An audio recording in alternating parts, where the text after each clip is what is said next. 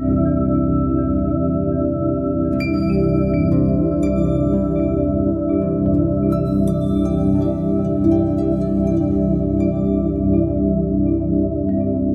garoto, tendo 2 pais, me tornei consciente de que deveria ser cuidadoso com os pensamentos que decidisse adotar como meus. A quem ouviria? A meu pai rico ou a meu pai pobre? Embora ambos tivessem um enorme respeito pela educação e pelo aprendizado, eles discordavam quanto ao que era importante aprender. Um queria que eu estudasse arduamente, me formasse e conseguisse um bom emprego para trabalhar pelo dinheiro. Ele queria que eu estudasse para me tornar um profissional, um advogado ou um contador, ou que fosse para uma faculdade de administração para obter um MBA. O outro me incentivava a estudar para ficar rico, para entender como funciona o dinheiro e para aprender como fazê-lo trabalhar para mim.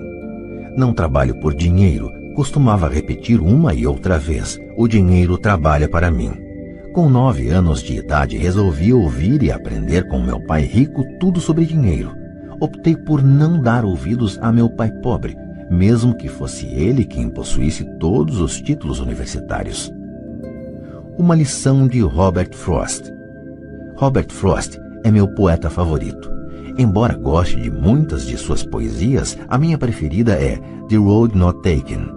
Quase todos os dias recorro às suas lições. The Road Not Taken. O caminho não escolhido. Num bosque amarelo, 2 caminhos se separavam, e lamentando não poder seguir os 2, e sendo apenas um viajante, fiquei muito tempo parado, e olhei para um deles tão distante quanto pude, até onde se perdia na mata. Então segui o outro, como sendo mais merecedor, e tendo talvez melhor direito, porque coberto de mato e querendo uso, embora os que por lá passaram os tenham realmente percorrido de igual forma, e ambos ficaram essa manhã com folhas que passo nenhum pisou. Guardei o primeiro para outro dia, embora sabendo como um caminho leva para longe, duvidasse que algum dia voltasse novamente. Direi isto suspirando, em algum lugar, daqui a muito e muito tempo, 2 caminhos se separaram em um bosque e eu escolhi o menos percorrido. E isso fez toda a diferença. Robert Frost, 1916. E isso fez toda a diferença. No correr dos anos, pensei muitas vezes no poema de Robert Frost. Ao escolher não dar atenção aos conselhos e atitudes quanto a dinheiro de meu pai muito instruído, tomei uma decisão dolorosa, mas foi uma decisão que determinou o resto de minha vida. Com a decisão de quanto a quem dar ouvidos, teve início minha educação sobre dinheiro. Meu pai rico me deu lições ao longo de um período de 30 anos, até que cheguei aos 39 anos de idade. Suas lições pararam quando ele percebeu que eu conhecia e entendia plenamente o que ele estava tentando martelar na minha cabeça, às vezes bastante dura. O dinheiro é uma forma de poder. Mais poderosa ainda, entretanto, é a instrução financeira. O dinheiro vem e vai, mas se você tiver sido educado quanto ao funcionamento do dinheiro, você adquire poder sobre ele e pode começar a construir riqueza. O motivo pelo qual o simples pensamento positivo não funciona é porque a maioria das pessoas foi à escola e nunca aprendeu como o dinheiro funciona, e assim passam suas vidas trabalhando pelo dinheiro. Como comecei com apenas 9 anos, as lições que meu pai rico me ensinou foram simples. E quando tudo foi dito e tudo foi feito, encontramos apenas 6 lições, repetidas ao longo de 30 anos. Este livro trata dessas 6 lições, expostas da maneira mais simples possível, da forma como meu pai rico as passou para mim.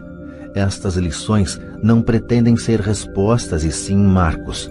Marcos que ajudarão você e seus filhos a enriquecerem, não importa o que aconteça em um mundo de crescente mudança e incerteza. Lição 1. Os ricos não trabalham pelo dinheiro. Lição 2. Para que a alfabetização financeira? Lição 3. Cuide de seus negócios. Lição 4. A história dos impostos e o poder da sociedade anônima. Lição 5. Os ricos inventam dinheiro. Lição 6. Trabalhe para aprender, não trabalhe pelo dinheiro. Capítulo 2. Lição 1. Os ricos não trabalham pelo dinheiro. Pai, como é que a gente fica rico? Meu pai largou o jornal. Por que você quer ficar rico, filho? Porque a mãe do Jimmy chegou hoje num Cadillac novo e eles iam passar o fim de semana na praia. Ele chamou 3 amiguinhos, mas o Mike e eu não fomos convidados. Eles disseram que não chamavam a gente porque éramos garotos pobres. Falaram isso mesmo? Perguntou meu pai incrédulo. Falaram mesmo, respondi magoado. Meu pai balançou a cabeça em silêncio, ajeitou os óculos e voltou para a leitura do jornal. Fiquei esperando a resposta. Era o ano de 1956. Eu tinha 9 anos. Por algum golpe de sorte, eu frequentava a mesma escola pública onde estudavam os filhos dos ricos. A cidade vivia especialmente em função das usinas de açúcar. Os gerentes das usinas e outras pessoas influentes da cidade, como médicos, proprietários de estabelecimentos comerciais e gerentes de bancos, matriculavam seus filhos nessa escola. Terminando o 1º grau, estes iam em geral para colégios particulares. Eu fazia parte desta escola porque minha família morava num lado da rua. Se morasse do outro lado, eu teria ido para uma escola diferente e meus colegas seriam de famílias mais parecidas com a minha. Concluído o 1º grau, estes garotos e eu faríamos o 2º grau também em escolas públicas. Não havia colégios particulares para eles ou para mim. Meu pai finalmente largou o jornal. Senti que estava pensando. Filho, começou lentamente, se você quiser ficar rico, você tem que aprender a ganhar dinheiro. E como ganho dinheiro? Perguntei. Use sua cabeça, filho, respondeu sorrindo. O que na verdade queria dizer... Isso é tudo o que vou lhe dizer, ou não sei a resposta, de modo que não me perturbe. Forma-se uma parceria. Na manhã seguinte, contei para meu melhor amigo Mike o que meu pai tinha falado. Tenho a impressão de que Mike e eu éramos os únicos garotos pobres da escola. Também Mike estava nesta escola por um golpe de sorte. Alguém tinha traçado aleatoriamente a linha divisória dos distritos escolares e nós acabamos na escola dos garotos ricos. Não éramos pobres de verdade, mas sentíamos como se fôssemos porque os demais garotos tinham luvas de beisebol novas, bicicletas novas, tudo novo. Mãe e pai nos davam o básico, comida, teto e roupa, mas isso era tudo. Meu pai costumava falar, se você quiser alguma coisa, trabalhe para obtê-la. Queríamos muitas coisas, mas não havia muito trabalho disponível para garotos de 9 anos. E então como ganhamos dinheiro? Perguntou Mike. Não sei, respondi. Mas você quer ser meu sócio? Ele concordou e naquele sábado de manhã, Mike se tornou meu primeiro sócio nos negócios. Gastamos toda a manhã imaginando formas de ganhar dinheiro. De vez em quando falávamos dos caras legais que estavam se divertindo na casa de praia de Jimmy. Sentíamos uma certa mágoa, mas era uma mágoa boa, pois nos inspirou a ficar pensando em como ganhar dinheiro. Finalmente, nessa tarde, um lampejo surgiu em nossas mentes. Era uma ideia que Mike havia tirado de um livro de ciências que lera. Empolgados, demos um aperto de mão e a sociedade agora tinha um objetivo. Durante as semanas seguintes, Mike e eu percorremos a vizinhança pedindo aos vizinhos que guardassem para nós os tubos vazios de pasta de dentes. Intrigados, muitos adultos concordavam sorrindo. Alguns perguntavam o que estávamos fazendo. Respondíamos, não dá para contar, é um segredo de negócios. Conforme as semanas passavam, mamãe ficava nervosa. Tínhamos escolhido um lugar perto da máquina de lavar roupas para estocar nossa matéria-prima. Numa caixa de papelão que contivera vidros de molho de tomate, acumulava-se nossa pilha de tubos de pasta de dentes usados. Finalmente, mamãe deu uma bronca. Não aguentava mais ver aquele monte de tubos espremidos na maior confusão. O que vocês estão fazendo, garotos? Perguntou. E não me venham novamente com a desculpa de que é um segredo de negócios. Deem um jeito nessa bagunça ou jogo tudo fora. Mike e eu argumentamos, explicamos que em breve teríamos o suficiente para começar a produção. Dissemos que estávamos esperando que alguns vizinhos acabassem de usar suas pastas para que pudéssemos recolher os tubos. Mamãe nos deu 1 semana de prazo. Antecipamos a data do início da produção. A pressão aumentava. Minha primeira sociedade já estava sendo ameaçada por uma notificação de despejo do nosso armazém, feita por minha própria mãe. Mike se encarregou de apressar o consumo das pastas, informando que os dentistas recomendavam a escovação mais frequente dos dentes. Comecei a instalar a linha de produção. Um dia meu pai chegou em casa com um amigo para mostrar como os garotos operavam a linha de produção a todo vapor perto da garagem. Por todo o lugar havia uma fina poeira branca. Numa mesa comprida se alinhavam embalagens de leite trazidas da escola e no forno japonês da família as brasas do carvão brilhavam gerando o máximo de calor. Papai caminhava com cuidado. O carro fora estacionado próximo ao portão da rua porque a linha de produção estava na frente da porta da garagem. Quando ele e seu amigo se aproximaram, viram uma vasilha de aço em cima das brasas e dentro dela os tubos de pasta de dentes derretiam. Naquela época não havia tubos de pasta de dentes de plástico, eles eram de chumbo.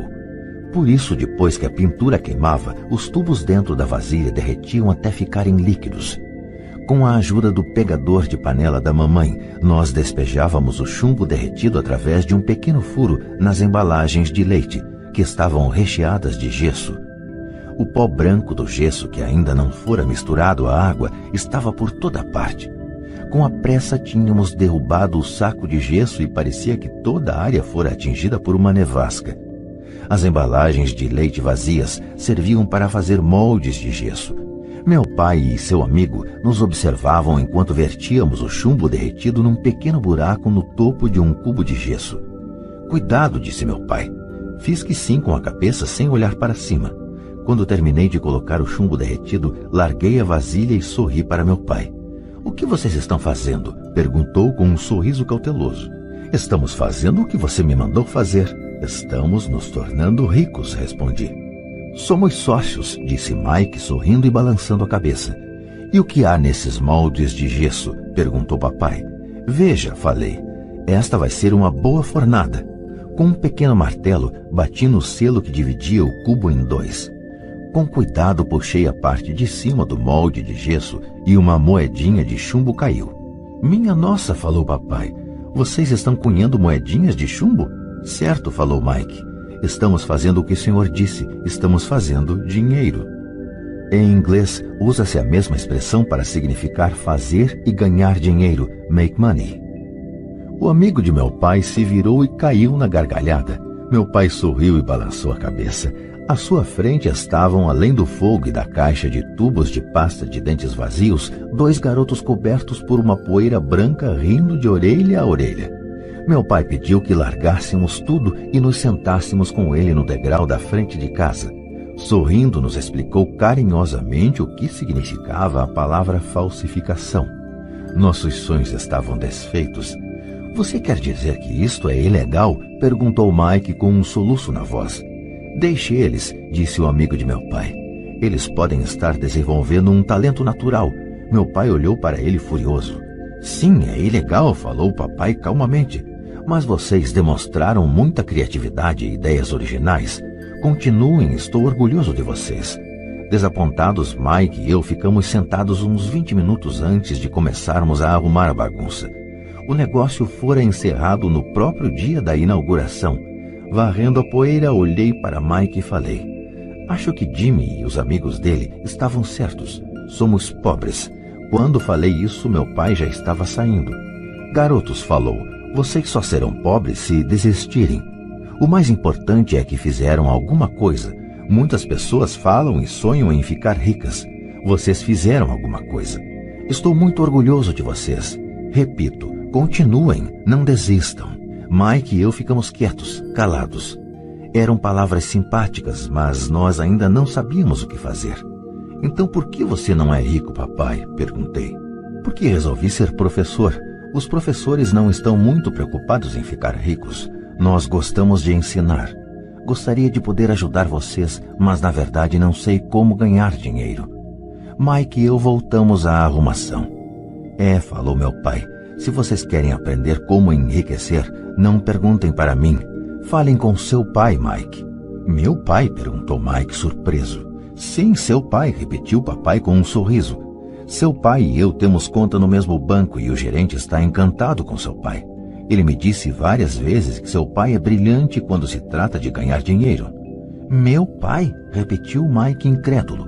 Então por que não temos uma casa bonita, um carrão como os garotos ricos da escola?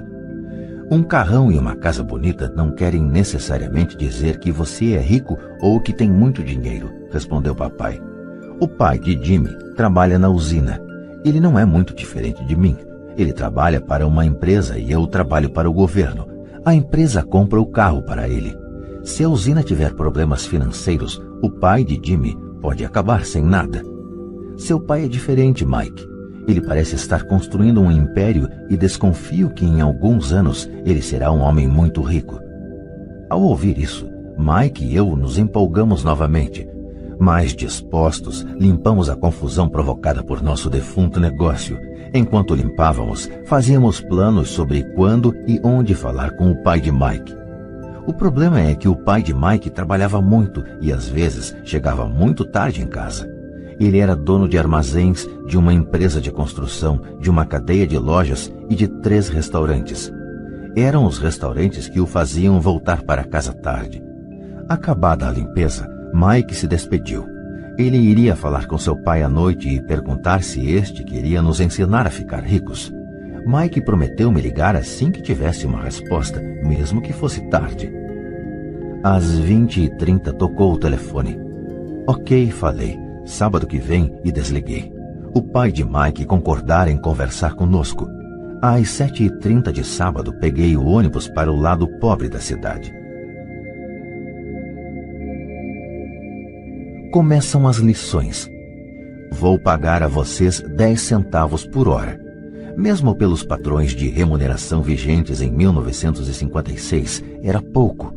Michael e eu encontramos seu pai às 8 daquela manhã. Ele estava ocupado e trabalhando há mais de 1 hora. Seu supervisor de construções já estava saindo na caminhonete quando entrei naquele lar simples, pequeno, arrumado. Mike me esperava na porta. Papai está no telefone e ele falou para esperar na varanda dos fundos, disse Mike ao abrir a porta. O antigo assoalho de madeira chiou quando passei pela soleira da velha casa. Do lado de fora havia um capacho simples escondendo os muitos anos de uso e os incontáveis passos que suportara. Apesar de limpo, precisava ser substituído. Quando entrei na sala estreita, senti claustrofobia. O cômodo estava mobiliado com móveis que hoje seriam objeto de colecionadores. 2 mulheres estavam sentadas no sofá, eram um pouco mais velhas do que a minha mãe. Em frente às mulheres estava um homem em trajes de trabalhador.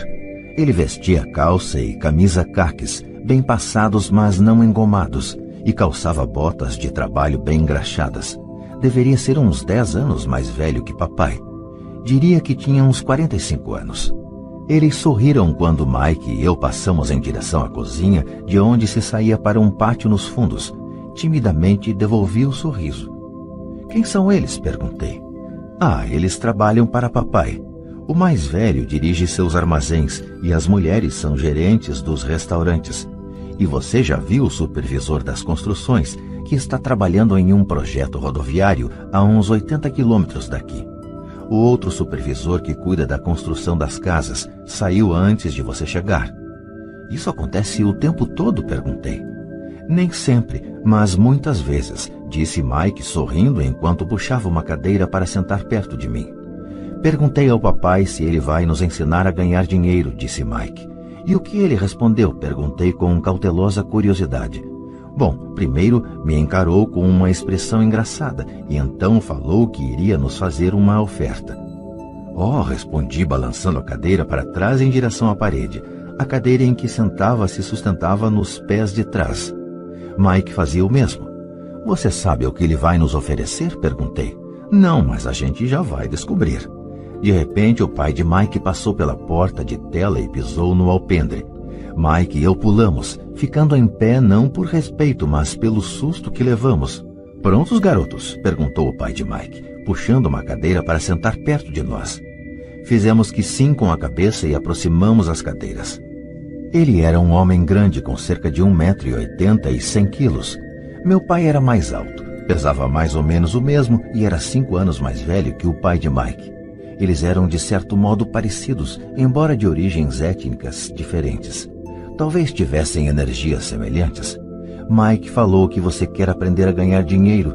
É isso mesmo, Robert? Rapidamente assenti com a cabeça, não sem uma pequena sensação de intimidação.